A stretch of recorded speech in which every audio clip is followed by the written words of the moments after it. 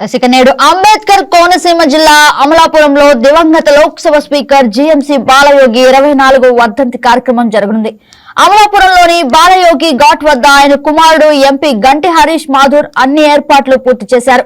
రాష్ట్రం నలుమూలల నుంచి పలువురు రాజకీయ ప్రముఖులు, అభిమానులు ఈ కార్యక్రమంలో పాల్గొంటారు.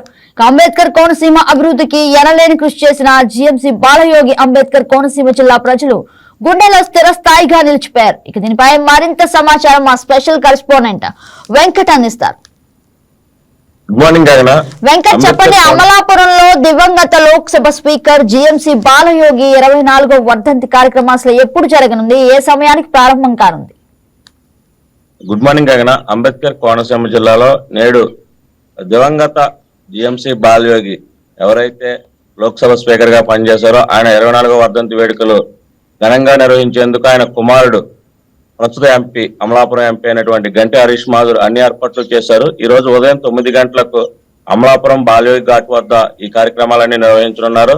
ఇందుకు గాను అన్ని ఏర్పాట్లు ఎప్పటికే పూర్తి చేశారు. తొలుత ఎదుర్లంక బ్రిడ్జ్ వద్ద ఏర్పాటు చేసినటువంటి విగ్రహానికి పూలదండలు వేసి అక్కడ నివాళులు అర్పించి అనంతరం అమలాపురం చేరుకుని అమలాపురం ఘాట్ వద్ద మిగిలిన కార్యక్రమాలు అయితే జరుగుతాయి. అలాగే అదేవిధంగా ఏదైతే బాలయోగి వర్ధంతి పురస్కరించుకుని 2 రోజుల నుంచి అమలాపురంలో వివిధ స్థాయిల్లో క్రీడా పోటీలు ఏర్పాటు చేసి విద్యార్థులకు బహుమతులు అందజేయనున్నారు ఈ రోజు. అదేవిధంగా మెడికల్ క్యాంపులు కూడా ఏర్పాటు చేశారు, బ్లడ్ బ్యాంక్ ఏర్పాటు చేశారు ఆయన పేరుతోటి. ఈ నేపథ్యంలో బాలయోగి వర్ధంతి పురస్కరించుకుని రాష్ట్ర నలుమూల నుండి పలువురు ఎమ్మెల్యేలు, మంత్రులు రానున్నారు. వీరితో పాటు పలువురు రాజకీయ ప్రముఖులు కూడా హాజరవుతారనే సమాచారం అయితే ఉంది.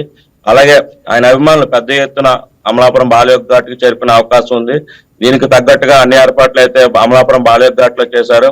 అభివృద్ధి ప్రదాత అంటారు కోనసీమ జిల్లా. అంబేద్కర్ కోనసీమ జిల్లా ఏదైతే ఉందో దానికి అభివృద్ధి ఒక పరుగులెట్టించినటువంటి వ్యక్తి ఎవరైనా ఉన్నారంటే ఆయన జీఎంసీ బాలయోగి అని చెప్పుకోవచ్చు.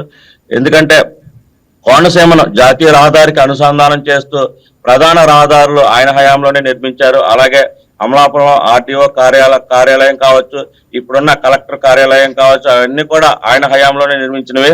అలాగే వంతెనలు, ప్రధాన వంతెనలు, చాలా ప్రధాన వంతెనలు, 3 ప్రధాన వంతెనలు ఆయన హయాంలో నిర్మించారు. జిల్లాలో కలుపుతూ కూడా ఈ వంతెన నిర్మాణం జరిగింది. అటువంటి అభివృద్ధి ప్రదాతను స్మరించుకుంటూ ఈ వర్ధంతి కార్యక్రమం అయితే నిర్వహించనున్నారు. కోనసీమలో ఆయన తర్వాత అంత అభివృద్ధి పరిచినటువంటి మరే నేత కూడా లేడని కూడా ఇక్కడ స్థానికులు అయితే చర్చించుకుంటున్న పరిస్థితి అయితే ఉంది. ఎస్ వెంకట్, మనం చూసుకున్నట్లయితే అసలు ప్రముఖంగా ఏ నాయకులు ఇవాళ హాజరయ్యే అవకాశం ఉంది? స్థానిక ఎమ్మెల్యే అయినటువంటి ఐతాబత్తుల ఆనందరావు, కొత్తపేట ఎమ్మెల్యే బండారు సత్యానందరావు, మంత్రి వాసంశెట్టి సుభాష్, అలాగే రాజోలు ఎమ్మెల్యే దేవరప్రసాద్, గన్నవరం ఎమ్మెల్యే గిడ్డి సత్యనారాయణ, అలాగే ముమ్మడివరం ఎమ్మెల్యే ప్రభుత్వ విప్ అయినటువంటి దాట్ల సుబ్బరాజు ఈ స్థానికంగా వస్తారు. అలాగే ఇతర రాష్ట్రాల నుంచి, ఇతర జిల్లాల నుంచి అయినటువంటి ఇన్ఛార్జ్ మంత్రి అయిన అచ్చెన్నాయుడు కూడా వచ్చే అవకాశం ఉందని చెప్తున్నారు. అలాగే పక్క జిల్లా అయినటువంటి పశ్చిమ గోదావరి జిల్లా, తూర్పు గోదావరి జిల్లా నుంచి కూడా కొంతమంది ఎమ్మెల్యేలు హాజరవుతారని అయితే సమాచారం ఉంది. ఇక సుమారు ఎంతమంది జనం హాజరయ్యే అవకాశం ఉంది? సుమారు 5 నుంచి 10,000 మంది ఈ రోజు ఈ వర్ధంతి సభకు హాజరవుతారని అంచనా అయితే ఉంది. ఎందుకంటే పెద్ద ఎత్తున ఏర్పాట్లు అయితే చేస్తున్నారు. ఇక్కడ ఎటువంటి వచ్చే విఐపీలు ఎవరైతే ఉన్నారో వారికి ఎటువంటి ఇబ్బంది కలగకుండా పార్కింగ్ ఏర్పాటు చేయడం కానీ, ఇక్కడ సదుపాయాలు ఏర్పాటు చేయడం కానీ చాలా బాగా చేస్తున్నారని చెప్పుకోవచ్చు. ఎందుకంటే 24 సంవత్సరాల తర్వాత ఇంత భారీ ఎత్తున అయితే ఆయనకు నివాళులు అర్పించడానికి రాజకీయ నేతలు, అదేవిధంగా ఆయన అభిమానులు కూడా పెద్ద ఎత్తున అమలాపురంలో ఏర్పాటు అయితే చేశారు. Right Venkat, thank you for the update. ఈ వీడియో మీకు నచ్చినట్లయితే లైక్ చేయండి, షేర్ చేయండి, మా ఛానల్ కి సబ్స్క్రైబ్ చేయండి.